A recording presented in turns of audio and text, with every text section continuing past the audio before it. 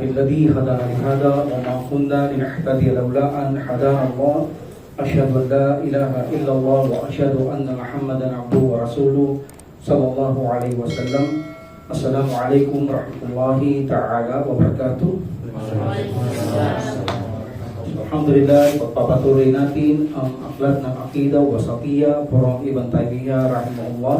So dadako tayo sa araw na ito dahil ang sinabi natin, patutunayan natin na Allah subhanahu wa ta'ala ay makikita ng mga magtatagumpay sa kabilang buhay. This is a Aqidah at itinatakwil ito ng maraming mga nagsasabing sila ay Sunni. So inshallah pakikilala ko sila mamaya sa inyo kung sino sila na itinatakwil nila na hindi maaaring makita ang Allah subhanahu wa ta'ala, at nagbigay sila rin ng kanilang mga dalil from Quran. Ito ay ating bibigyan kasagutan from Ibn Taymiyyah rahimahullah kung anong komentary niya o sagot niya dito insyaAllah.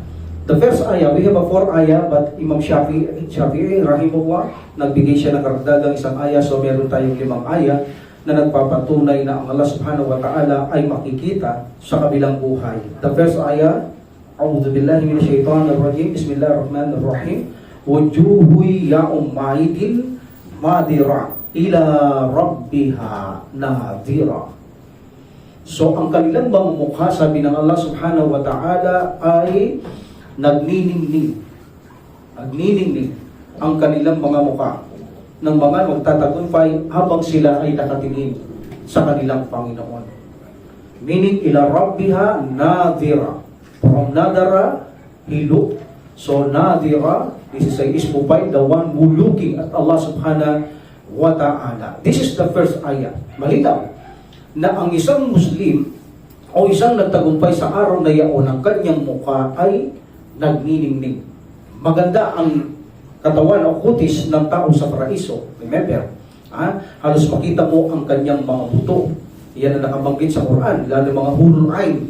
Nakikita mo ang kanyang kalayawan ng kanyang kutis, halos makita mo, mabanaag mo ang kanyang mga buto sa loob ng kanyang katawan. Ganun kaganda ang kutis sa paraiso, nagniningning, maliwanag, at magaganda ang mukha at mga gwapo ang mga kalalakihan doon. So habang sila ay mga gwapo at maganda, sila ay maliwanag, nagniningning ang kanilang mukha habang sila ay nakatingin sa kanilang Panginoong Allah subhanahu wa ta'ala. In another verse, sabi ng Allah subhanahu wa ta'ala, Fawakahumullahu syarra dalikal yawmi walakahum nadrataw wa surura. At ang Allah subhanahu wa ta'ala ay nagligtas sa kanila mula sa kamasamaan sa araw na yaon.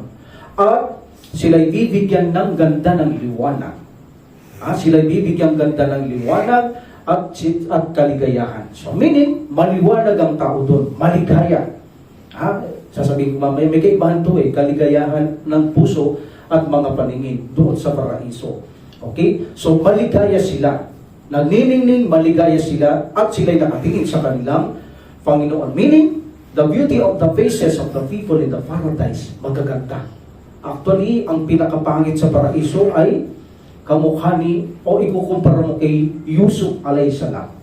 You know Yusuf alayhisalam, the one prophet of Allah subhanahu wa ta'ala and messenger, na kung saan ang mga babae sa sobrang gwapo niya, nahihiwa nila ang kamay nila na hindi nila nararamdaman. Ganun kagwapo yun. Pero pinakamababang kagwapuan sa paraiso yun. Can you imagine? Perfect ang paraiso. That's why, yun na ang pinakamababang kagwapuhan. Meaning, mas may maganda doon at alam natin, mas maganda si Adam alayhisalam kay Yusuf alayhisalam. Because, what is the dalil? Bagamat sinasabi nilang gwapo si Yusuf alayhisalam kay Adam alayhisalam, no. Si Adam alayhisalam, linika ng Allah mismo sa kanyang mga kamay. Walang gagwapo kay Adam dahil mismo ang Allah subhanahu wa ta'ala ang naglika kay Adam alayhisalam. Even the soul, even ang kaluluwa ni Adam alayhisalam, ang Allah subhanahu wa ta'ala ang lumika. Galing sa kanya mismo. Samantalang ang kaluluwa natin galing lang sa likod ni Adam alayhisalam. Meaning, at hindi siya ang umihip. Ang umihip sa kaluluwa ni Adam alayhisalam, ang mismong Allah subhanahu wa ta'ala. Ang umihip sa kaluluwa natin, ang mga malaika. That's why special si Adam alayhisalam sa pagkalika sa lahat ng mga tao. Okay, that's why ang pinakagwapo sa paraiso nila ng mga ating majority scholar ay kasing gwapo ni Adam alayhisalam. So, meaning between them, Yusuf and Adam alayhisalam, nasa kanilang between them ang kagwapuhan o kagandahan ng mga kalalakihan doon at magaganda ang mga asawa doon, lalong maganda sa mga hurul ay ng mga asawang nagtagumpay dito because dumaan sila ng mga pagsubok ni Allah subhanahu wa ta'ala, samantalang ang mga hurul ay hindi naman yan dumaan ng pagsubok. Allahu a'lam. So, on the day of resurrection, malinaw sa unang ayat na nagniningning ang kanilang mukha, maliwanag, meaning magaganda, gwapo, habang sa kanilang Panginoon sila ay nakatingin. Remember, ang tinutukoy dito ng Allah subhanahu wa ta'ala ay yung pagtingin ng mga mata. Kasi mayroon tayong sinasabi, looking of the heart. Kapag sinabing pagtingin ng puso o paningin ng puso, mayroon itong tatlong ibig sabihin. Like for example, basira, insight, meaning ito'y looking ng heart, means basira meaning na pag-unawa. Yun ang ibig sabihin, pang-unawa ng puso. Yun ay nakikita ng puso, meaning nauunawaan niya ang isang bagay. Actually, hindi ang mata ang nabubulag. Ang puso ang siyang nabubulag. That's why ang paningin ng puso ay isa sa mayroon siyang pang-unawa. Kapag ang puso ay nabulag, ito ay bulag, kahit nakakakita ang mata, hindi niyan maiintindihan. Kaya sabi na sa banal na Quran, ang puso ang nabubulag, hindi ang mata. Because ito talaga ang nakakaunawa at hindi naman ang mata. Kaya makikita nyo ang mga pusong may patay, dahil ito ay patay, bulag, hindi nakakakita, ibig na sabihin mo ang kanilang sinasamba ay bato, hindi nila mauunawahan yan dahil bulag ang paningin o pangunawa nila. That's why ang nabubulag ay ang puso. This is one of the looking of the heart. Number 2, looking of the heart ay yung tinatawag na tafakkur. Meaning, yung na kung saan ito ay paglalarawan ng isang puso. Siya ang nagsasalarawan ng isang bagay. Hindi mo maisasalarawan maliban sa puso natin o tinatawag na tagdabur, yaong pagmuni-muni. Hindi nagmumuni-muni ito ang nagmumuni. That's the looking of the heart. Hindi ito ang tinutukoy na nadira. From nadara, look mismo ang mga mata ang nakitingin kay Allah subhanahu wa ta'ala. Hindi ang puso, meaning, alam natin, sinabi ng Prophet sallallahu alaihi wasallam, makikita natin ng Allah by way of pangunawa, by way of pagmuni-muni. Hindi. Mismo ang mga mata ang nakatingin kay Allah subhanahu wa ta'ala habang sila ay nasa kalagayang magaganda at mga gwapong magtatagumpay doon sa paraiso. Alhamdulillah. So this is one of the proof na kung saan sa ayang ito na makikita natin ang Allah subhanahu wa ta'ala at supported ito kay Propeta Muhammad sallallahu alaihi wasallam. Dahil sa ayan ng Quran, mamaya paniliwanag ko, ipinaliwanag yan ng Prophet Muhammad sallallahu alaihi wasallam. Anong sabi ng mga tao sa kanya? Ya Rasulullah, makikita ba natin ang Panginoong Allah subhanahu wa ta'ala sa paraiso? Anong sabi ng Prophet sallallahu alaihi wasallam? Nakikita niyo ba ang kabilugan ng buwan na yan? Sabi nila, naam. So ganyan nyo rin makikita ang Panginoong Allah subhanahu wa ta'ala. Meaning, malinaw na makikita ninyo ang inyong Panginoon sa paraiso, sabi ng Propeta Muhammad sallallahu alaihi wasallam. That is the first ayat. Another ayat na nagpapatunay na makikita ang Allah subhanahu wa ta'ala, alal araiki yanzurun. Alal araiki yanzurun. Meaning, habang sila ay nasaluklukan ang mga nagtagumpay sa kanilang mga trono, ay nakamasid sila sa mga gantimpala na ipinagkaloob ni Allah. Wala dito nakatingin. Paano natin palilitaw dito to? Kaya ang Quran kapag binabasa mo, hindi mo naman matatranslate yan na mag-isa. Kaya marurunong yung mga magtuturo sa iyo para maintindihan mo mga ayat.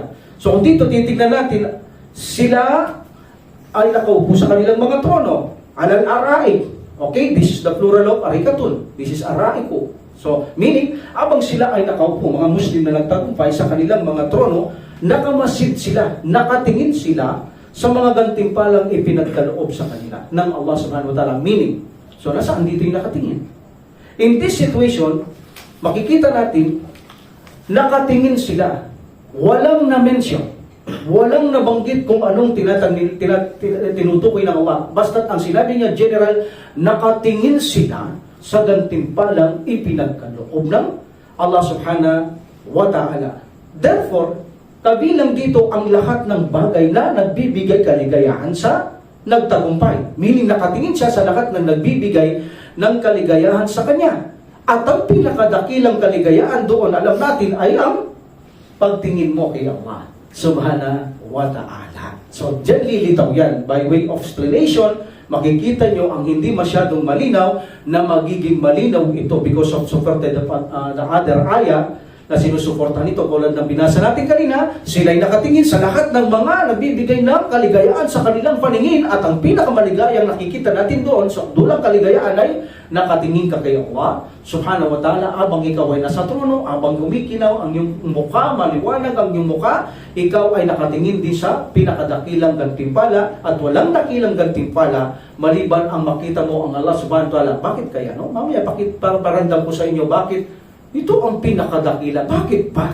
Ha? Bakit ba? Inshallah. Sapagkat walang pinakadakila, gaya na sabi natin, kahit na ang mundong ito at ang paraiso, pagsamahin ninyo. Kapag nakita niyo ang Allah subhanahu wa ta'ala, hindi uubra ang kaligayaan, mararamdaman ninyo sa mundong ito at sa paraiso, pagsamahin niyo na ito. Pag nakita niyo ang Allah subhanahu wa ta'ala, subhanallah, ang puso ninyo ay sobrang ligaya. Bakit kaya? Babalikan ko yan, inshallah. Okay?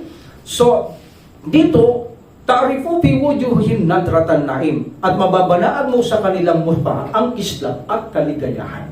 Ang kislap at kaligayahan. Wujuhu yawmadin nadira ila rabbiha nadira. Yung kanina ito. So ang mukha mo doon nagniningning abang sila'y nakatingin sa kanilang Panginoon. So enjoy of looking of whatever na kung saan nagbibigay ng enjoy sa atin. So dito ibig sabihin pati ang mga pinaparusahan sa impyerno. Makikita mo. Mag-i-enjoy ka ba kung hindi mo nakikita ang mga napaparusahan sa impyerno? Hindi ka mag-i-enjoy. One of the justice ng Allah subhanahu wa ta'ala at lubos ang sukdol mong kaligayahan ang ipakita niya sa iyo ang pinaparusahan sa impyernong apoy. Di ba? Wow, akbar. Napakalayo ng paraiso at impyernong apoy. Ha? Okay. Now, ang sabi ng Allah subhanahu wa ta'ala, let's take a look at this bilang mamit tayo ng dalil kung makikita niya ang tao sa impyerno. Okay? Qala, kainong minhum inni kana likarin. Yaqulu a'innaka la minal musaddakin. And then, a'idha mitna wa kunna turaban wa idaman a'inna lamadinun. Sabi ng Allah subhanahu wa ta'ala, lamadinun. Ang isang sasalita, sabi niya, sa isang kaibigan niya sa mundong ito. Okay? Sabi niya, ng isang mananampalataya, sabi niya sa isang mananampalataya, sila magkasama dito. Naniniwala ka ba, sabi niya, na may araw ng paghuhukom? Nandito sila noon. Na kung saan tayo pagkatapos mamatay, maging durog na buto at maging alikabok, ay bubuhayin tayo muli.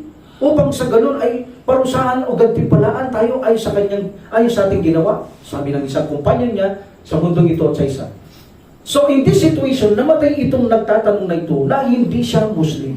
At ang isang hindi siya nakinig, Muslim siya. Naniwala pa rin siya na bubuhay siya ng Allah subhanahu wa ta'ala kahit anong mangyari. So nang ito ay nasa paraiso na nagkukwento sila mag-asawa, may asawa tayo doon. Okay? So sasabihin niya ito, sasabihin niya sa asawa niya. Okay? Itong ayang to. Sabi niya, halos niya mahatak na niya ako, sabi niya. Halos maatak na niya ako, sabi niya, itong taong ito. Meaning, halos mayayanan niya ako sa paniniwala niya. Then sasabihin sa kanya, kalahal antum mutaliron, gusto mo bang makita? Gusto mo bang makita? And then the one of the windows of paradise, bubuksan para sa kanya. Gusto mo siya makita? Yung companions mo nagsasabi niya, na ngayon sinasabi mo, halos maatak ka na niya noon sa paniniwala, buti by the mercy of Allah subhanahu wa ta'ala, ay hindi niya ako naatak. Ano kayang ginagawa niya ngayon? Nasa siya, parang gano'n, gusto mo ba siyang makita? Sasabihin sa kanya. Ano sasabihin niya? Yes, gusto ko siyang makita. And then one of the window in paradise, ito ay bubuksan para sa kanya. And then, kalahal antum mutalliun. So he looked down.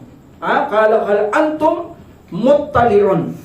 So he looked down at makikita niya na sa gitna siya ng impyernong apoy na sinusunod. Nakikita niya itong taong ito. Alhamdulillah. So itong pagkita dito, magtataka ka, paano niya nakitang napakalayo ng paraiso at impyerno? At actually, nag-uusap pa yung sa paraiso at impyerno. Dito sasabihin niya rin dito. Meron din siya sasabihin. Ano sabi niya? Qalat Allahi, ako'y sumusumpa. Siya nagsabi, sumusumpa sa Allah. Sabi niya, in kitta laturdin Sabi niya, sumusumpa ako sa Allah, halos mawasak mo na ako, halos mapasunod mo ako. Sinausap niya, abang nasa middle of the fire. Sabi niya, noon sinabi mo sa akin niya, meaning, almost mapasunod mo ako. Almost mapasunod mo ako sa paniniwala. Buti by the mercy of Allah, hindi ako sumunod. Nakikita niya, kinakausap niya. Humihingi pa nga ng tubig yan. Sabi niya, bigyan mo kami ng bubig dito. Sabi niya, binabagbabawal ng Panginoon namin sa inyo ang tubig dito sa paraiso. So, nag-uusap at nakikita. Paano natin tutugunan ito? Alam niyo ba, sa paraiso, iba ang buhay natin sa paraiso at dito. Dito, hindi mo maaaring makita ang Allah subhanahu wa ta'ala. Sa paraiso, pwede mo siyang makita. Dahil dito sa mundo niya, alam natin ang Prophet sallallahu alaihi wasallam naka-bait ng liwanag ng Allah subhanahu wa ta'ala nung siya mga Isra wal Mi'raj. Dahil sabi niya, kung tatanggalin yan, masusunog lahat ito. Even ng Musa alayhi salam, hindi pwede magpakita ng subhanahu wa ta'ala in this dunya. Pinakita niyang kalwalatian sa bundok, sumabog ang bundok, inimatay si Musa alayhi salam. That's why dito, hindi mo siya maaaring makita. But in paradise, pwede mo siyang makita dahil ito ay iba na ang katawan natin doon. Kung ang ating paningin dito sa mundo ay napakalapit lang na nakikita.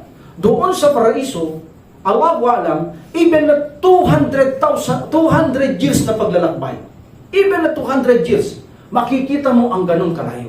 Can you imagine 200 years na paglalakbay? Meaning kahit Amerika, kita mo, hanggang dito nakikita mo ang Amerika. Meaning malayong-malayo ang nakikita mo. Bakit malayong-malayo? Paano ka mag-enjoy sa paraiso kung nakikita mo katiting lamang? Meaning hindi ka mag-enjoy. That is not a perfect enjoyment. Ang perfect enjoyment sa paraiso, yung makita mo ang marami sa paraiso, that is a perfect enjoyment. That's why doon makikita mo kahit malayong-malayo, nakikita mo na parang napakalapit lamang niya. At nakikita nyo in nowadays, ang cellphone, mobile, television, laptop, nakikita nyo kausap nyo, nasa tabi nyo lang, pero napakalayo niya. Pero gumamit sila ng instrumento. Huwag natin igaya ang Allah subhanahu wa ta'ala, nagagamit siya ng instrumento bago niya magawa yan. No. By way of looking, kaya mong tumingin na napakalayo na parang napakalapit. At by way of hearing, nakinaririnig natin cellphone, kausap mo na sa Amerika na napakalayo, dinig mo, misa nakikita mo, kapag video pa kayo, nakikita mo siya, kayang-kayang gawin yun ng Allah subhanahu wa ta'ala na magkarinigan ang tao sa paraiso at impyerno. That's why there's no impossible in this situation. Kung sa dunya nagawa ng tao, ang kaalamang yan ay galing lamang kay Allah subhanahu wa ta'ala. Ngunit ang kakayahan ng Allah subhanahu wa ta'ala ay hindi katulad ng kakayahan ng mga tao. That is the perfection of favors ng Allah subhanahu wa ta'ala na ipakita niya ang pinaparusahan sa impyerno, even na magulang mo, even na kung gusto mo makita, pakikita siya ng Allah subhanahu wa ta'ala. Lahat ng gusto mo doon, ibibigay ng Allah subhanahu wa ta'ala. Remember, only halal.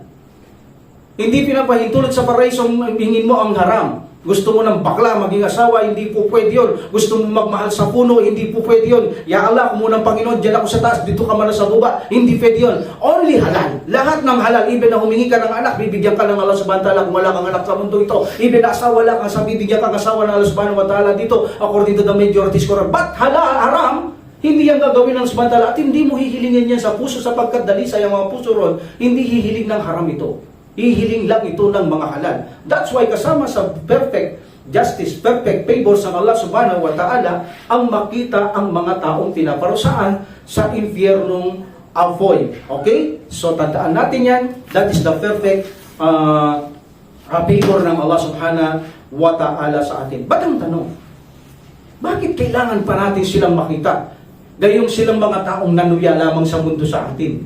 Bakit pa kailangan? Kaya sabi ko, perfect favor. How? Ang sitwasyon, di ba? Ang mga, sa mundong ito, ang mga hindi mananampalataya, ito ang kanilang ginagawa. In Quran, sabi ng sumantala, Innal ladina ajaramu kanu minal ladina amanu yadhakun. Ano ibig sabihin? Katotohanan, ang mga nagsasagawa ng mga katampalasan, kasamaan, ay laging humahalakak sa mga mananampalataya. That is true. Palagi silang tumatawa. Sa mananampalataya, makikita mo maraming nanunuya, maraming tumatawa sa mga Muslim. That is true. Meaning, inaapi ang Muslim dito ng mga hindi mananampalataya. Even na sila kasama nila Muslim, minsan kasama na nila. Iniinsulto at pinagtatawanan pang Muslim. Mismo kasama na nila ang Muslim, di ba? O sometimes naman, kasama nila ang hindi mananampalataya, nag-usap at pinagtatawanan ang mga mananampalataya. Wa idha marru bihim yatagamazun. Wa idang kalabu ila aglihi ang kalabu fakihin. At kung sila ay magdaan, meaning nadaanan nila ang Muslim, May kasama silang hindi mananampalataya. Sila ay yung mga nagkikindatan, di ba? Nagkikindatan bilang panunuya yan.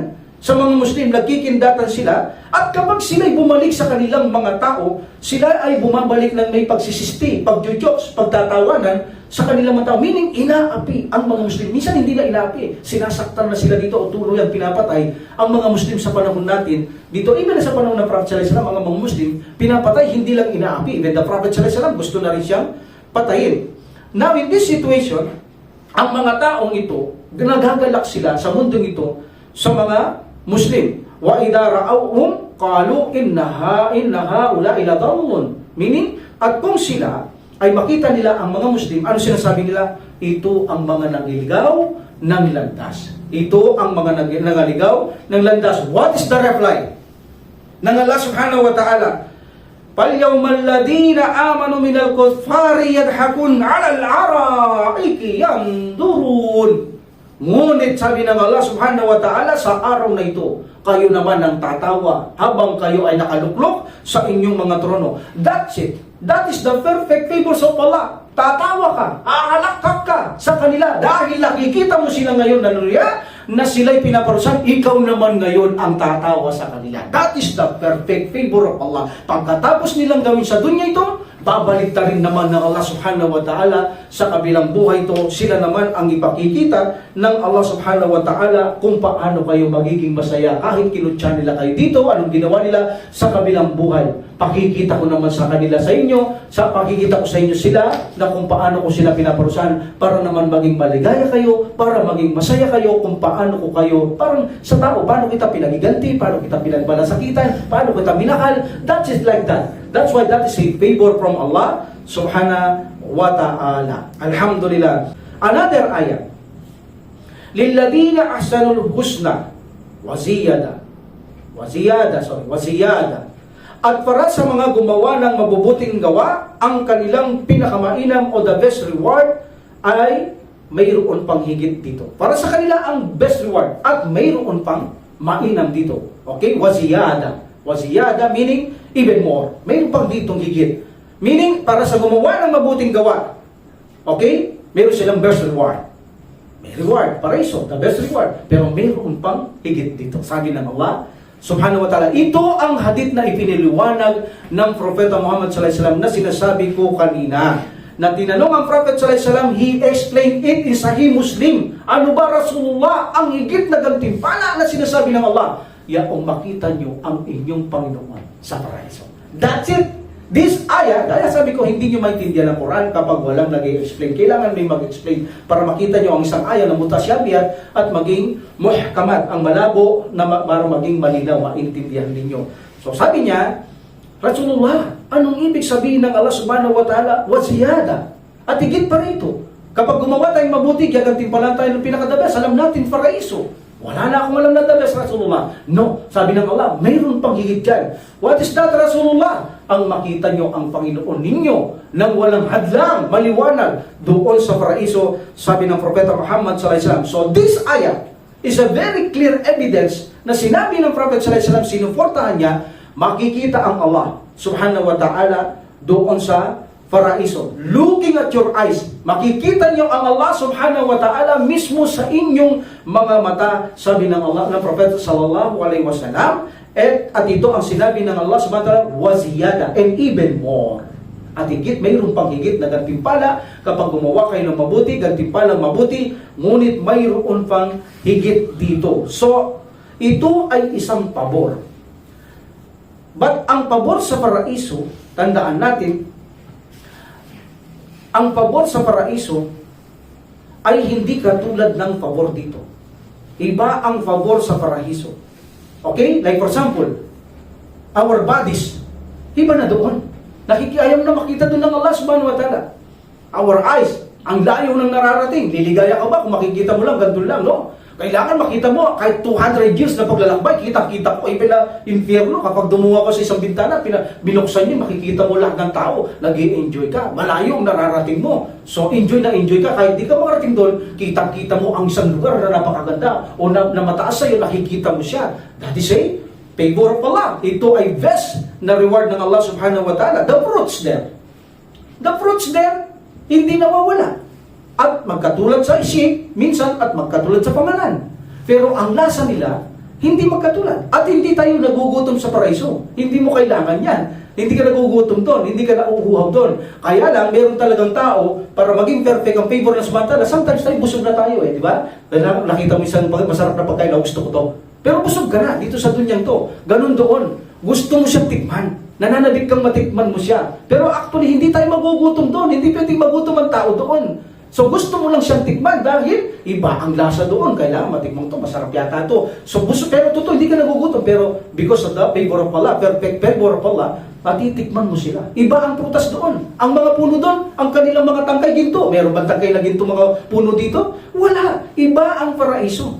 Iba ang paraiso. The river. Ang river doon, malinaw na malinaw. Kitang-kita mo ang galalim. Sa gilid nito, may mga perlas, may mga pilak at ginto, may mga rubies. Mayroon bang river na ganito dito? May river bang alak? May river bang gatas doon? Dito? Doon may river ng gatas, may river ng alak. Ang alak hindi na kalalasing, pero mag-enjoy ka, hindi ka magsasawa. So meaning iba doon. So ang lahat ng ito, hindi katulad ng reward dito o biyaya ng Allah sa doon. Pero ang higit na biyaya doon ay ang karagdagang makita mo ang Allah subhanahu wa ta'ala. Mamaya, bakit kaya ito ang pinaka-enjoy o pinakadakilang gantimpala ng samantala ang makita natin ang Allah subhanahu wa ta'ala. Tayo nagsusumamo sa Allah subhanahu wa ta'ala na may pagkaloob niya sa ating itong lahat.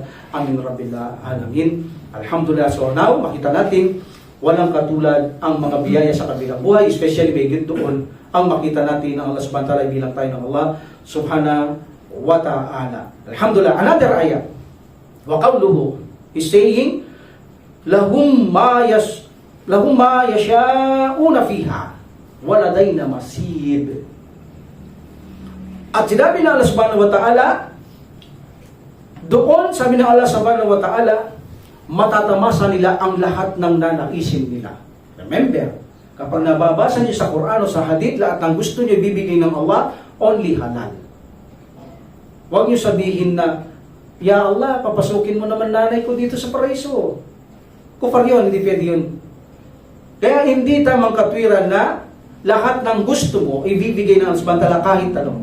Even na bakla. Bisa mo, mamakla ka doon sa paraiso, o maging bakla asawa mo, o kaya magmahal ka sa puno, dati sa wrong akida. Di totoo yan, di tama yan. Pisiligin ko na lang yung mga pamilya kong kufar, kung pwede rin yun, na paakyatin na lang sa paraiso, walang matitira sa impyerno. Papasok lahat sila sa paraiso. That's why, ang sinasabi na kapag nabasa nyo sa Quran, lahat ng gusto nyo, lahat ng naisin nyo, like this, o ng Prophet sallallahu alaihi wasallam, lahat ng naisin nyo doon, may lang sahabang nagtanong sa kanya, Ya Rasulullah, sabi niya, mayroong bang kabayo sa paraiso? Sabi niya, walang tao doon na hindi niya hangarin sumakay ng kabayo, sabi niya, na ito ay parang rubis, na ililipad ka kahit saan gusto sa paraiso. Oh, no problem, lilipad ka kahit sa paraiso. May mga kamelyo, ganun din, no problem. Pero yung sabihin mong, Ya Allah, bigyan mo akong bakla, gusto kong bakla, dati sa haram. Kasuklam-suklam sa Allah subhanahu wa ta'ala, umiling ka ng bakla rito, tapos sa paraiso, bibigyan ka niya ng bakla doon. Subhanallah, dahil Ya Allah, pabayaan mo kung umibig sa puno. Ang dami kong ginawang nurunahin dito, tapos sa puno ka lang iibig. Hindi tama yun. Hindi tamang pag-iisip yun. So gagawin mong katatawanan ng ating relihiyon. O sabihin mong, Ya Allah, paakyatin mo naman mahal kong magulang dito sa paraiso, kahit nakupar siya. So meaning, haram yun.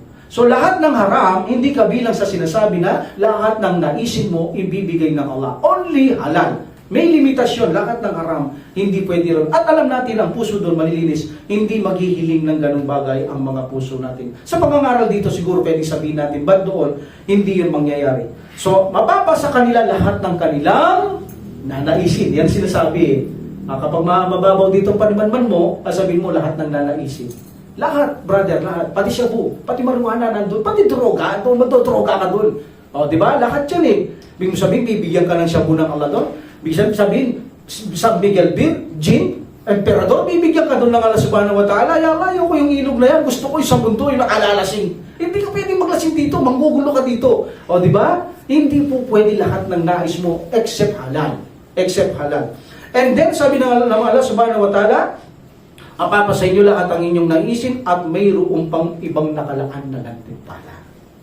Ibig sabihin, lahat na ng nalaisin mo halal, mayroon pang higit iba pa na nakalaan na gantimpala. Also, the Prophet ﷺ explained it kung ano ang sinasabing mayroon pang ibang nakalaan na gantimpala sa amin. Sabi ng Prophet ﷺ, ang makita nyo ang Panginoon, Allah subhanahu wa ta'ala, sa araw na iyaon. Meaning, sa paraiso. Lahat ng ipinapahintulot halal, makikita, maaaring hilingin ito kay Allah subhanahu wa ta'ala. So the Prophet sallallahu alaihi wasallam, ipaniliwanag niya ito.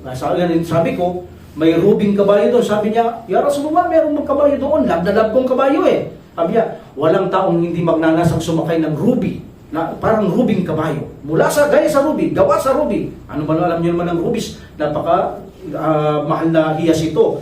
Walang hindi magnanasa. Sabi niya, bakit? Ililipat ka nung saan mo gusto eh. O, kita mo, nakikita mo na ang malayo, lumilipad ka pa para lalo kang mapalapit. Sabi niya, walang hindi magnanasang samakay ng kabayong ganyan. Sabi niya, kung dito yung mga caterpillar lamang o mga Ferris wheel, etc. sinasakyan, bahay doon hindi. Ililipad ka mismo ng kabayong ito at buong paraiso o sa paraisong ito, dadaling ka saan man niyo gusto dahil lahat ng nais mo, sabi ng Allah subhanahu wa ta'ala. Pero huwag niyo sabihin, Ya Allah, kasama ko dapat ang Prophet sallallahu alaihi wasallam sa wasila. No, hindi ka halal dyan. Kaya sa kanya lang yan, tsaka sa mga anak niya at apo niya kay Hussein, kay Hasan, kay Ali at kay Fatima, silang makakasama niya dyan. Kaya hindi ka po pwede dyan. Pwede ka na lang maglakbay. Ayaw mo maglakbay, nakikita mo naman yan. Hindi ka pa ba enjoy? O, kung hindi mo nakikita yan, paano ka mag-enjoy? That's why nakikita mo, bagamat hindi ka makasama doon, pwede kang maglakbay, hilingin mo sa Allah, mapadaan ka pa samantala doon, nakasakay ka ng kabayo. Alhamdulillah, pero hindi ka po pwede doon. Sabi ng Allah, sa kanya lang ang wasila, hindi kayo kasama dyan. Kumaliban lang sa gusto ng Allah, subhanahu wa ta'ala makasama niya. Okay? So, alhamdulillah. So, whatever you desire, sabi ng Prophet sallallahu alaihi wasallam, in this also hadith, sabi niya, Ya Rasulullah, may kamilyo ba doon? Alam niyo namang mahal kong kamilyo. Lahat ng naisin ninyo doon. Nandoon, sabi ng Prophet Muhammad sallallahu alaihi wasallam. Kaya isang Muslim pang magtanong, bro, dati akong adik, meron ba siya doon? Meron bang baboy doon, bro? Meron bang marijuana doon, bro? Kasi yung naririnig nilang to, kahit anong naisip mo. So, hindi mo sila masisisi eh. Kahit ano eh. Kaya kailangan ang magandang explanation para maunawahan nila. Totoo naman yun. Either na ang tanong ay pangungutya, but also seeking knowledge. Totoo naman di maiwasan, bro. May shabu ba doon? May shabu dito eh.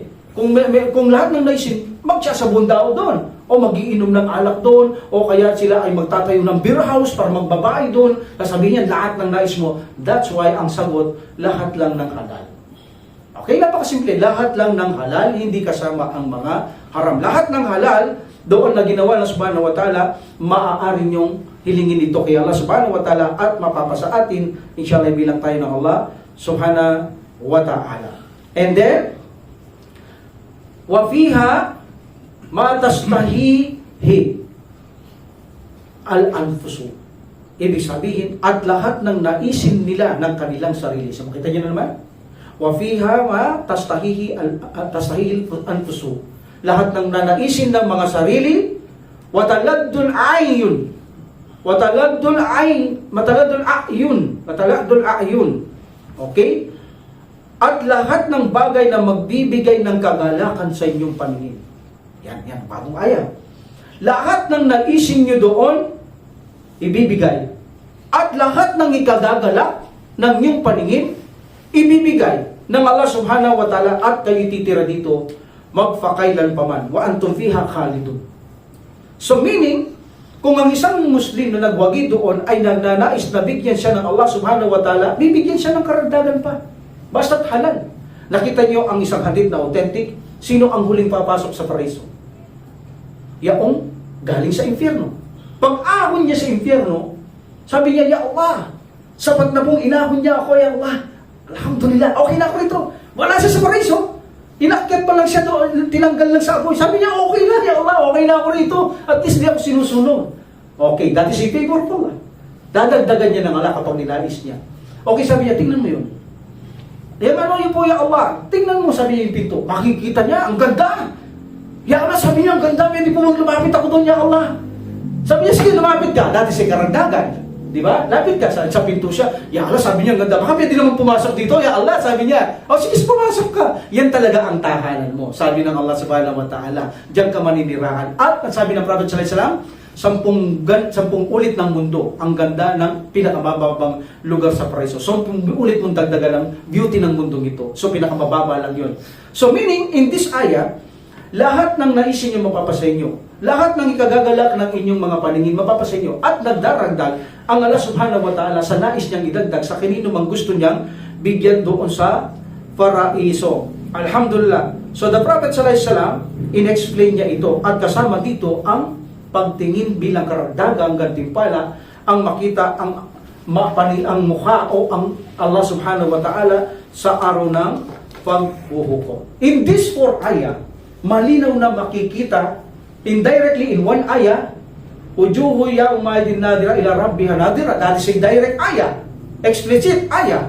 Makikita mo yung tatlo, indirect ayah. But kung ipaliliwanag ng Prophet sallallahu alaihi wasallam, magiging malinaw na direct din sila na makikita ang karagdagan o ang karagdagang sinasabi rito ay ang makita ang Allah subhanahu wa ta'ala. Imam Shafi'i rahimahullah, nagdagdag siya ng isang ayah na very, very clear. Sabi niya, Allah subhanahu wa ta'ala, kalla innahum ar-rabbihim yaumaidin lamahjubun.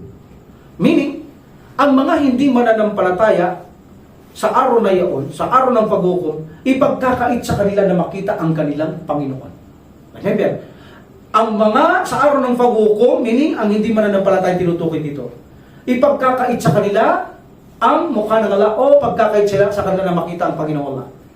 Kung ito ay general, meaning pati mga Muslim hindi makikita ang Allah, ipagkakait na makita ang mukha ng Allah o mismo ang Allah, walang sense ang ayang ito. Can you imagine? Anong sense ng aya na ito? Kung general pa lang hindi naman makikita ng Allah. No, ang tinutukoy ng aya na ito, sa panahon ng paghukom, ipagkakait sa kanila ang Panginoong Allah subhanahu wa ta'ala na makita, meaning yun lamang ang puot at galit ng Allah ay ibinagkaloob niya sa mga tao. Hindi kabilang niya ang mga nagtagumpay. Because kung ito ay general na ipagkakait ng Allah sa lahat ng tao, ang mukha ng Allah o ang Allah subhanahu wa ta'ala, walang sense ito. Walang sense. Kaya sinabi ito ng Allah subhanahu wa ta'ala, mayroon makakakita sa Kanya, mayroong hindi makakakita sa Kanya. At sino sila na hindi makakakita? Ang mga nasawi doon sa kabilang buhay. Si Pero nga po, hindi nila maaaring makita ang Allah subhanahu wa ta'ala. Walang blessing doon, walang favor na madarama ang isang tao sa apoy ng impyerno. Lahat ng dadanasan niya doon ay kahihiyan, kapahamakan, at mga kapighatian, kahirapan, kasakitan. Doon sila mananahanan nang wala ni isang favor. Doon nagabibigay sa kanila ang Allah subhanahu wa ta'ala at ang mga anghel na nagbabantay sa impyerno ng apoy, walang habag na nakaprogram sa kanila. Ang kanilang program ay magparusa ng magparusa, iyon ang nakaprogram sa kanila at walang awa at habag na nakaprogram sa kanila ang Allah subhanahu wa ta'ala, kundi mga anghel na kung saan mahihigpit na sumusunod sa Allah subhanahu wa ta'ala, mahigpit na magparusa sa mga nananahanan sa impyerno ng apoy. This is our position bilang Ahlus Sunnah wal Jama'ah, na makikita natin ang Allah subhanahu wa ta'ala. Naudakuhan natin ang mga sinasabi natin na kung saan sila ay tumatangging makikita ang Allah subhanahu wa ta'ala. Hindi, sabi nila, makikita ang Panginoong Allah subhanahu wa ta'ala sa kabilang buhay. Okay? And then, nagpakita din sila ng kanilang mga ebidensya. Number 1 evidence. Walang madya ang Musa. Okay? Limikati na wakallamahu rabbuhu qala rabbi arini anzur ilaik. Okay? Arini unzur ilaik. Arinindur. Pag tinuloy nyo, arinindur ilaik. Ano sabi ng Musa alayhis salam? Na si Musa ay nagsabi na siya dumating sa tamang panahon at tinakdang lugar upang sa ganon makipag-usap ang Allah subhanahu wa ta'ala sa kanya. Ano sabi niya? O Panginoon, magpakita ka sa akin. Sabi niya, arinindur. Arini undur, arinindur. Magpakita ka sa akin, aking Panginoon. Sabi ni Musa alayhis salam, this is the ayah na kanilang ginamit. Kala, la tarani. Lan tarani. Lan tarani. This is a negation lan. Sabi niya, hindi mo ako maaaring makita. That is the fruit na ginamit nila. Lan tarani. Okay? Hindi mo ako makikita. Sabi ng Allah subhanahu wa ta'ala, walakin undur ila jabal. Sabi ng Allah subhanahu wa ta'ala, pwede kang tumingin sa bundok, sabi niya, ng Allah subhanahu wa ta'ala, fa in istakara makanahu fasawfa tarani. Kung makikita mo ang bundok, nandun pa rin, pag tinignan mo, pwede ako magpakita sa iyo. Nung tinignan ni Musa alayhis salam ang bundok, falamma tajjala rabbuhul jabal, ja'alahu dakka wa karra Musa sa'iqa. Ano nangyari sa kanya? sumambulat ang bundok at hinimatay si Musa alayhi salam sa sobrang takot niya kay Allah subhanahu wa ta'ala. In this ayah, lan tarani, you will not see me. You know, lan is for stakbal, for the future. Hindi mo ako makikita. This lan, hindi ito ibig sabihin ng magpakailan pa lang, paman, na hindi mo ako makikita. Hindi ito magpakailan na hindi mo ako makikita. This is a only negation na hindi mo ako makikita. Ito ay isang impormasyon. Hindi mo ako maaaring makita. Sabi ng Allah subhanahu wa ta'ala. Why? Paano natin tutugunin na hindi maaaring makita? Because of this lan tarani. Hindi nyo ako maaaring makita. First of all, it is not correct na kung saan nagamitin natin dito ang lan na permanent negation. Hindi ito permanent negation. Only negation. Hindi mo ko maaaring makita, but not permanent. Hindi ito permanent na negation. That's why ang sino mang sumusuporta dito o nagkiklaim na ang lan tarani is a permanent negation, sabi ni Imam Malik rahimullah in Al-Kafiyah, sabi niya, ito ay hindi ito tinatanggap. In grammar, in Arabic, in mga Arabo, hindi tatanggapin ang permanent negation na lan na yaan sapagkat mayroong kaibahan ng paggamit yan at sa kabilang buhay. Why? Ang sinabi dito ni Musa, magpakita ka sa akin, Panginoon. Saan niya sinabi yon? Sa mundo. Hindi sinabi ng Allah subhanahu wa ta'ala, even na kabilang buhay, hindi mo ako makita. Dito, hindi niyo ako maaaring makita. Even ng Prophet sallallahu alaihi wasallam, hindi maaaring makita ang Allah. Sabi ng Allah ng Prophet sallallahu alaihi wasallam, kapag tinanggal niya liwanag na nabi, masusunog lahat ang kanyang lilikha. Kaya hindi natin pwede makita. Kung magpakita siya sa iyo, sunog ka. That's why hindi pwede makita. Dito niya lang sinabi kay Musa alaihi salam, dahil umiiling si Musa, dito sa dunya, not for akira. Hindi sinasabi ng Allah subhanahu wa ta'ala, even the akira. Meaning that is a permanent na hindi mo makikita. Kaya ito ay hindi permanent na negation, kundi dito lamang sa dunya, hindi maaring makita ang Allah subhanahu wa ta'ala. That's why, hindi mako-consider dito ang lan na kung saan i-express mo ng permanent negation. No. This is the rejected opinion. Nakita nyo? Ganyan lang nakita eh. This is a rejected opinion. Number 2, Musa alayhi salam. Nag-request siya sa Allah subhanahu wa ta'ala not in the hereafter. Tama? Saan siya nag-request nito? Na magpakita ka sa aking Panginoon para sa katitibay, bawa ng aking lalong pananalig sa iyo. Okay? Saan niya iniling ito? Iniling niya sa kalupaan.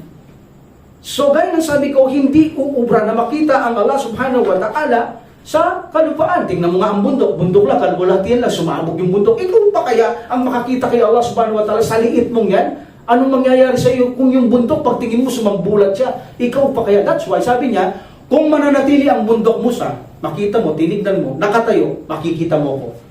Pero sumambulat, makikita niya ba ang Allah subhanahu wa ta'ala? Hindi pwede. Ibig sabihin, naiintindihan ni Musa alayhi salam na hindi mangyayaring makikita ang Allah subhanahu wa ta'ala sa mundong ito. Alhamdulillah. But in seeing in the hereafter, yung makita sa kabilang buhay, posible ito. Dahil mismo ang Allah subhanahu wa ta'ala sa Quran na makikita niyo siya. At mismo ang Prophet sallallahu alaihi wasallam, makikita niyo siya. Why? Sapagkat ang ating body at body sa paraiso, hindi magkatulad dito. Kung dito hindi siya pwedeng makita, doon pwede na siyang makita. At nagbigay tayo ng sample, halimbawa, ang tao doon hindi mamamatay, even na sa infierno. Walang kamatay, sabi ng Quran, ang kamatayan ay ang isang pamatayan na una lamang. Ito lang, pagkatapos wala ng kamatay magaganap. Kahit hindi ka kumain sa infierno, hindi ka mamamatay. Kahit hindi ka kumain sa paris, hindi ka mamamatay. Sa araw ng paghukom, kahit tumayo kang 50,000 years, hindi ka mamamatay. Kahit hindi ka uminom kumakain, wala nang kamatayan pagkatapos nun. So meaning, ibang-iba na ang ating pagkatao dito sa mundong ito at sa kabilang buhay. That's why, ang pagkatao natin sa mundo, hindi mo pwedeng makita si Allah subhanahu wa ta'ala. Ngunit ang pagkatao natin sa kabilang buhay, kapag nagtagumpay ka, ay maaari mong makita ang Allah subhanahu wa ta'ala. Nakita niyo sa infierno po? Sinusunog, hindi namamatay? Ay dito pag sinunog ka, mamamatay ka. Tingnan nyo, that is the body of the people in the hellfire. Sinusunog pero hindi namamatay. Dito pag sinunog, mamamatay. That's why, iba ang kasagutan doon sa kabilang buhay at iba ang kasagutan dito kay Musa alayhi salam at hindi pwedeng i-apply ang tanong ni Musa na magpakita na i-apply mo hindi rin makikita ang Allah subhanahu wa ta'ala sa kabilang buhay. So, alhamdulillah, meaning sa kabilang buhay, may makikita ng Allah subhanahu wa ta'ala at hindi uubra ang kanilang dalil na ito na hindi maaaring makita ang Allah subhanahu wa ta'ala. Another evidence na kanilang pinaninindigan. Ito medyo mahirap to. La tudrikuhul abasar wa huwa yudrikul abasar. Siya ay hindi maaabot ng paningin. Allahu Akbar. This is a grasping in English. Siya ay hindi maaabot ng paningin. Pagtindi ng ano nito, ibig sabihin sa bila, hindi mo siya makikita, hindi maaabot ng matayan. Meaning ang Allah subhanahu wa ta'ala, datapot abot ng Allah subhanahu wa ta'ala ang lahat ng paningin. Siya nakikita niya lahat. Pero kayo sabi nila, hindi niyo makikita si Allah. Ang ilaw, sabi nila, hindi maaabot ng inyong paningin. Minong sino? Ang Allah subhanahu wa ta'ala.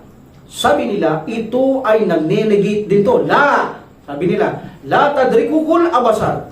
At hindi maaabot ng inyong paningin. Meaning negation. Sabi nila, ang Allah subhanahu wa ta'ala. So in this situation, sabi nila, you cannot grab.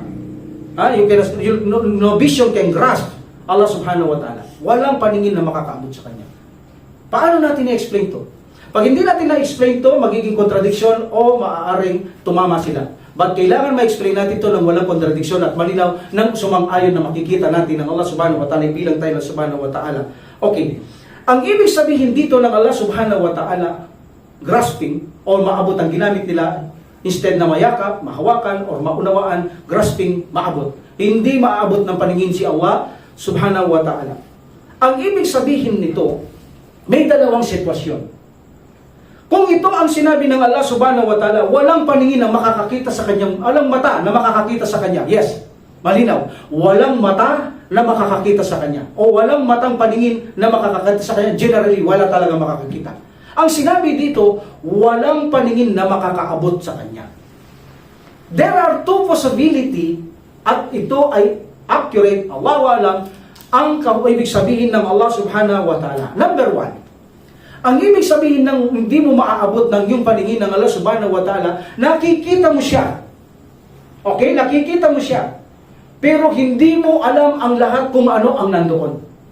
Like for example, nakikita mo ang buwan. Alam mo ba lahat kung ano nasa loob ng buwan? That is maabot. Hindi mo maaabot lahat kung anong mayroon doon sa buwan. Pero nakikita mo siyang maliwanag at bilog. Meaning, ang Allah subhanahu wa ta'ala, hindi mo maaabot ng paningin. Meaning, nakikita mo siya, ngunit hindi mo alam lahat. Samantalang ang Allah, nakikita niya lahat, pero alam niya lahat. Iba na sa ilalim ng tubig, iba na sa ilalim ng lupa. Ay, iba na sa loob ng katawan mo, nakikita lahat ng Allah subhanahu wa ta'ala. Ibig sabihin ng katawan mo, nakikita ko, pero hindi ko naaabot hanggang loob mo. Ganon si Allah subhanahu wa ta'ala, makikita mo siya, walang paningin na makakaabot sa kanya, ngunit na hindi mo siya naiintindihan, hindi mo siya naaabot kung ano ang kanyang kabuang anyo. Number two, there are possibility na ang Allah subhanahu wa ta'ala nakikita mo, ngunit hindi mo siya naiintindihan. Hindi maabot ang iyong puso at isipan, anong itsura to? Hindi ko naiintindihan to. That is the greatest favor of Allah. That sinabi ko sa inyo, ito ang pinakadakilang biyaya ng Allah, ang makita mo siya. Bakit? Nakikita mo sa sobrang ganda, pero hindi mo naiintindihan. Iyon ang sinasabi ng Allah, nakikita mo na hindi, walang paningin na maaaring makabot sa kanya. Meaning, nakikita mo siya, hindi mo siya naiintindihan. Like the Prophet sallallahu alaihi wasallam, example, nang siya ay mag-Isra wal Mi'raj, nakita niya ang isang puno. Okay? So, ang dahon nito, sabi niya, parang tenga ng elepante, yung mga elepante tinukoy sa isang lugar malalaki, at ang kanyang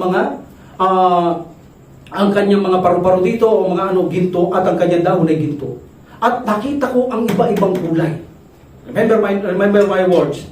Nakita ko ang mga iba-ibang kulay. Napakaganda, sabi ni Muhammad sallallahu alaihi wasallam. Ngunit hindi ko alam ang kulay na yun. Wala dito sa mundo. See?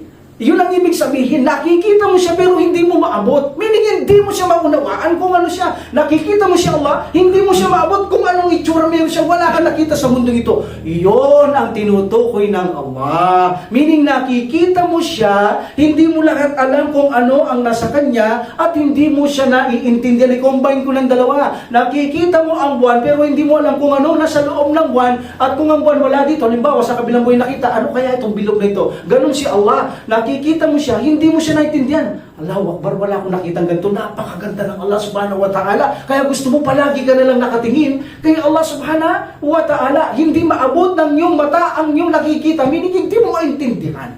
Nakuha niyo, brother? Ito ang aya ng Allah subhanahu wa ta'ala na walang paningin makakabot sa kanya. Bagamat nakikita mo, hindi mo maarok sa iyong isipan o paningin kung anong klaseng mayroon ang Allah subhanahu wa ta'ala at ano mismo ang nandong kay Allah. Tulad ng buwan, napakataas, bilog lang ang nakikita mo at naka may konting mga mancha at saka siya ay malinaw. Then pagkatapos hindi mo na alam kung anong nandun lahat. Yun ang ibig sabihin ng hindi mo makabot. Ang walang mata o makakabot kay Allah subhanahu wa ta'ala. That's why ang kanilang mga katwiran ito ay hindi katanggap-tanggap. Gumagawa sila ng pangangatwiran na kung saan upang pamalaan ang Ahlus Sunnah wal Jamaa sa kanilang mga akida. Meaning gusto nilang palitan ng Quran na sinabi ng subhanahu wa ta'ala makikita at sinabi ng Prophet sallallahu alaihi wasallam na makikita, sinabi ng mga sahaba, tabi'in, makikita ang Allah subhanahu wa ta'ala. Nowadays, ang mga Ahlus Sunnah Jamaa sinasabi, pero sila ayaw. What is the another katwiran? Anila, kapag nakita ang Allah subhanahu wa ta'ala, katulad lang siya ng lilikha. Yan. Katulad lang siya ng lilikha na mayroong physical, mayroong siyang katawan. Nakikita mo Of course, mayroon siyang hugis, mayroon siyang physical, mayroon siyang katawan. Meaning, kung makikita siya, kamukha lang natin siya. What is the reply? Matagal na natin sinasabi. Kung ang Allah subhanahu wa ta'ala ay makita siya, of course, tama naman na mayroon siyang body. But ano sabi ng Allah subhanahu wa ta'ala? Mayroon akong mata. Sinabi niya yun. Sabi, deny mo ba yun? Mayroon akong mukha. Nilikha ko si Adam sa aking mga kamay. Sabi na, mayroon akong paa. Meron siyang paa. Darating tayo dyan sa akida. Dito sa akida to, pakikita natin ang mga footstep ng Allah subhanahu wa ta'ala, ng mga ayat. So, mayroon siyang pandinig. So, meaning, kung didinay mo naman ito na ang Allah subhanahu wa ta'ala ay walang ganun, lalo naman masaklap at masama dahil itinatakwil natin ang mga attributes ng subhanahu wa ta'ala. That's why kung mayroong attributes ng Allah, mayroong sinasabing body ang Allah subhanahu wa ta'ala, naniniwala ang Ahlus Sunnah wal Jamaa na makikita, mayroon siya. Pero sabi ng Allah subhanahu wa ta'ala, mayroon siya, but laysa kamithlihi shay'.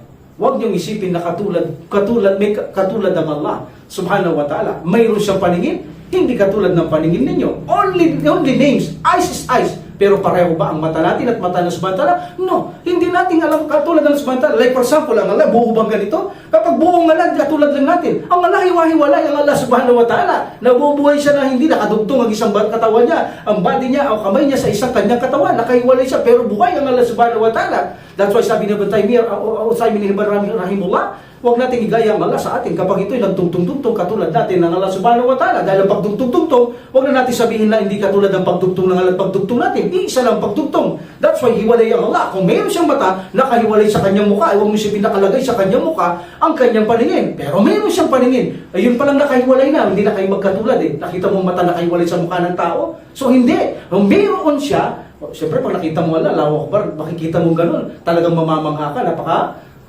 Laking gantimpala nito. So meaning, lumilitaw kung mayroon man ang Allah subhanahu wa ta'ala attributes na kanto, paningin, pandinig, kamay, paa, pero hindi natin siya katulad sabi ng Allah subhanahu wa ta'ala. That's why, itong mga nagre-reject na ito, para nilang sinasabi ang proof sa Quran at sa mga authentic hadith ng Propeta Muhammad sallallahu alaihi wasallam, parang sinasabi mo, mali sila. Parang sinasabi nilang, meron kay Musa alaihi salam. Nung umiling siya kay Musa alayhi salam na, Ya Allah, magpakita sa akin. Ano sabi nila? Nangangailangan daw ng kaunting kaalaman si Musa, baka hindi naintindihan ang paghiling nga, hindi maari yun. So, miling kulang siya sa kaalaman. Ano sabi ng mga Ahlus Sunnah wal Jamaa? Miling magaling pa sa kay Musa itong mga tao? Ha? Kung umiling mas si Musa, nagkulang siya sa kaalaman, meaning ito mas magaling itong mga tao kay Musa? Abay, anong silbi ng propeta ngayon kung mas magaling itong mga taong to? Kita nyo? Sinasabi lang kay Musa na nagkukulang sila ng kaalaman tungkol sa bagay na yan, meaning sila mas maalam sila kaya hindi dapat ginawa ni Musa yon.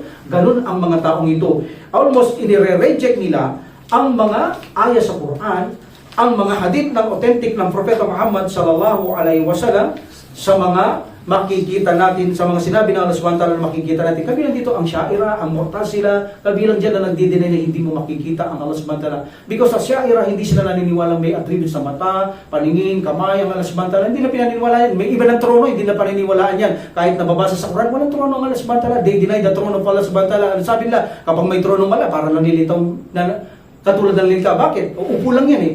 Uupo ba ang Allah? Ganun ang katwiran nila. Akala nila uupo ang Allah subhanahu wa ta'ala sa trono. Hindi niya kailangan yun. Kaya naliligaw sila. binibigyan nilang interpretasyon na hindi niya kailangan ng trono, binanggit niya yan, pero hindi yan tronong kahulugan. Kung trono yun, uupo yan. Ibig sabihin na kailangan ng alasbantala tulad ng lilikha. That's why naliligaw ito. Ang alasbantala, kapag gusto kanyang iligaw, ililigaw kanya eh. Kapag ayaw kanya namang iligaw, hindi kanya ililigaw. Ganun ang alasbantala. That's why the Quran is mutasyabi al-muhkamat. Ang mutasyabi, ginagamit niya sa mga taong mapaghimagsik. Sila mga puno ng pagdududa sa pananampalataya. Yan ang pampaligaw ng alasbantala. Dito sila naliligaw. So bilang Ahlus Sunnah wal Jamaah, naniniwala tayong makikita natin ng Allah subhanahu wa ta'ala because this is from Quran. Quran is the best book in the world. The most authentic book in the world, no contradiction, no mistake. Ang Quran, ito ang tanging aklat na walang mistake. At kapag sa Quran nabanggit na sinabi ng Subhanahu wa Ta'ala, even na grammar, pag-aaralan mo, nadira, the one who person looking in his eyes mismo, nakatingin siya mismo kay Allah Subhanahu wa Ta'ala, hindi looking from the heart, hindi looking in his own eyes. Natitingnan niya ang Allah Subhanahu wa Ta'ala. That is a very clear proof na makikita ang Allah Subhanahu wa Ta'ala. Then the authentic hadith, Sahih Muslim, pinaliwanag ng Prophet sallallahu alaihi wasallam, makikita niyo ang inyong Panginoon katulad ng buwan na bilog na yan kung paano siya nakikita. Kaya lang, kung nakikita niyo yung bilog na buwan, hindi niyo lang talaga nasasaklawan dahil bilog lang siya. Hindi niyo lang kung ano nasa laman yan, sa loob niyan. At ngunit naintindihan natin ang buwan. Pero si Allah Subhanahu wa Ta'ala, makikita mong ganun. Hindi mo siya maiintindihan kailan pa man. Hindi natin kaya siyang abutin kung anong mayroon ganyan larawan ng Allah Subhanahu wa Ta'ala. So that is our akida na ang Allah Subhanahu wa Ta'ala ay makikita natin at napatunayan natin muli na si Allah Subhanahu wa Ta'ala ay makikita ng mga magtatagumpay sa paraiso at ito ay pagkakait ng Allah Subhanahu wa Ta'ala, makita siya sa mga umani ng kanyang galit at puot at sumpa na nananahanan sa impyerno nga po. So inshallah, pagpapatuloy natin sa susunod ang akida wasatiyya. Wa akhiru da'wati alhamdulillahi rabbil alamin wa salatu wa salam ala rasulillah. Subhanaka allahumma wa bihamdika asyhadu an la ilaha illa anta astaghfiruka wa atubu ilaik. Assalamu alaikum warahmatullahi taala wabarakatuh. Waalaikumsalam. Allah